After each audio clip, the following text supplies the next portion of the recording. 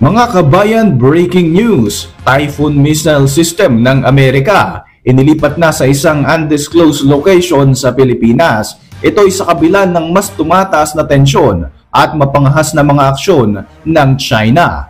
Pilipinas bibili ng karagdagang pangmalakasang eroplanong pangdigma para labanan at itaboy ang China sa West Philippine Sea. Bukod nga rito mga kabayan ay paparating na rin sa bansa ang panibagong barkong pangdigma ng Pilipinas mula naman sa South Korea. Navy aircraft carrier ng bansang France magtutungo na rin sa bansa para magpakita ng suporta sa Pilipinas dahil sa ginagawang pag-angkin ng China sa ating mga teritoryo. Ako po si Roy Z and welcome sa Kian Thoughts. Kung hiling mo mga ganitong videos, mag-like at mag-subscribe para lagi kang updated sa mga susunod na upload. Mga kabayan, hanggang sa kasalukuyan ay patuloy pa rin ang iligal na presensya ng barko ng China Coast Guard sa West Philippine Sea malapit sa katubigan ng Zambales.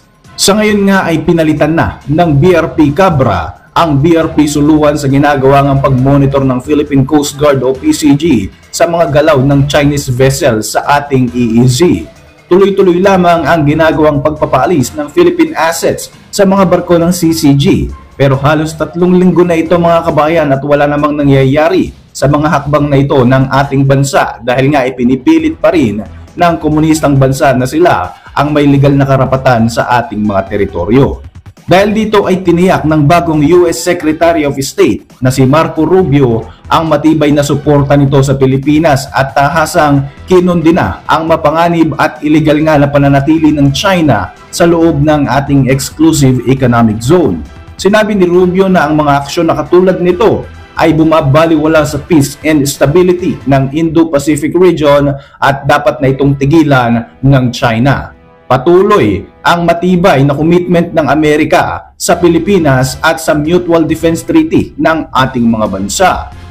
Dahil pa din sa mga banta na dulot ng mga delikadong aksyon ng China sa ating bansa, plano ng dagdagan ng Pilipinas ng 12 na FA-50 Fighting Eagle Supersonic Combat Aircraft mula sa South Korea ang Philippine Air Force. Tinatayang nasa 40 billion pesos ang magagastos ng bansa para madoble ang dami ng ating FA-50 fighter jets na magagamit bilang karagdagang depensa laban sa China.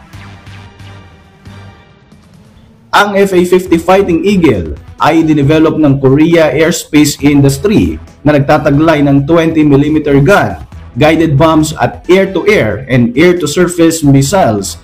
Kasabay nga ng pagbili ng FA-50, sinabi ng Inquirer na mag-i-invest din ng ating gobyerno ng 1 billion pesos para makabili ng Bell 412 EPX helicopter para sa emergency operation ng Philippine Army at 6.5 billion pesos para naman sa 6 na A-29 Super Tucano light attack aircraft.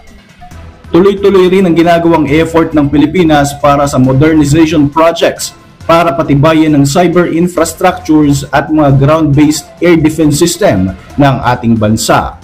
Bukod nga rito mga kabayan ay inaasahan na rin ang pagdating ng HDF 3200 Guided Missile Frigate ng Pilipinas na BRP Miguel Malvar na tatanggapin ng Philippine Navy bago nga matapos ang March 2025. Tinatayang 28 billion pesos ang halaga ng deal na ito ng Pilipinas at South Korea na napagkasunduan noong taong 2021 at ginawa naman ito ng South Korean shipbuilder na Hyundai Heavy Industries. Dahil sa mga paparating na mga panibagong military assets ng bansa, inaasahang mas magpapalakas nga ito sa ating maritime defense, lalo't higit na kailangan nga natin ito dahil tuloy-tuloy pa rin ang illegal na ginagawang aksyon ng China sa West Philippine Sea. Samantala, ayon sa report ng Philippine News Agency noong January 23, magtutungo naman sa bansa ang French Navy aircraft carrier na Charles de Gaulle at mga escorts nito para nga mas pagtibayin ang maritime security relations ng ating mga bansa at para ipakita ng Pransya ang suporta nito sa Pilipinas sa mga ginagawang mapanganib na mga aksyon ng China Coast Guard sa loob ng ating EEZ.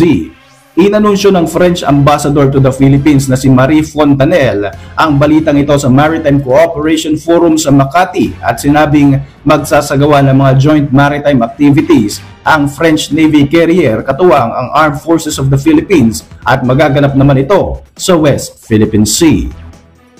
Sa iba pang balita mga kabayan, sa report naman ng Reuters, inilipat na ng US military ang Typhoon missile launcher ng Amerika na nakabase sa Lawag Airfield sa undisclosed location sa Luzon. Ang Typhoon missile system na isang uri ng Tomahawk cruise missile ay kinakatakutan ng China dahil ayon sa report, mula sa Pilipinas ay kaya nitong tamaan ang mga target sa loob mismo ng kalupaan ng China at Russia. Bukod dito, kaya ring tamaan ng SM-6 missiles ang mga target location kahit higit pa sa 200 kilometers ang layo nito.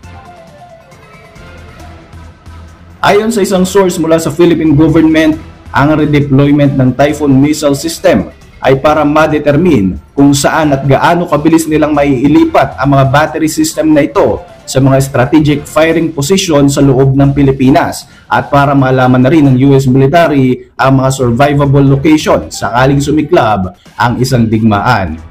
Base sa mga satellite images na nakuha ng Reuters, isinakay ang missile launcher system sa C-17 transport aircraft sa Lawag International Airport sa mga nakalipas na mga linggo at hindi pa ipinapaalam sa publiko ang eksaktong location ng mga ito sa kasalukuyan. Ang Typhoon system ay bahagi ng aksyon ng Estados Unidos para nga maglagay ng mga anti-ship missile sa Southeast Asia para pigilan ang ginagawang pagpapalawak ng impluwensya ng China. Matatandaan na noong April 2024, ikinagalit ng China ang paglalagay ng Amerika sa naturang missile system sa naganap na joint training exercises sa bansa. Lalo pang ang nag-usok sa galit ang Beijing nang sabihin ng Amerika na wala pa itong plano na i-pull out ang Typhoon system sa Pilipinas. Kaya naman pinagbintangan ng China ang Amerika na nagsisimula raw ito ng arms race sa Indo-Pacific region. Inakusahan din ng Chinese Foreign Ministry ang Pilipinas na nagpapalala ito sa tensyon at komprontasyon sa rehiyon dahil sa di umano'y maling paniniwala ng ating bansa. Sa isang press conference, binanatan din ng China ang Amerika na wag daw itong manghimasok sa issue sa West Philippine Sea. Wala raw karapatang makialam ang US sa maritime issue sa pagitan ng China at Pilipinas.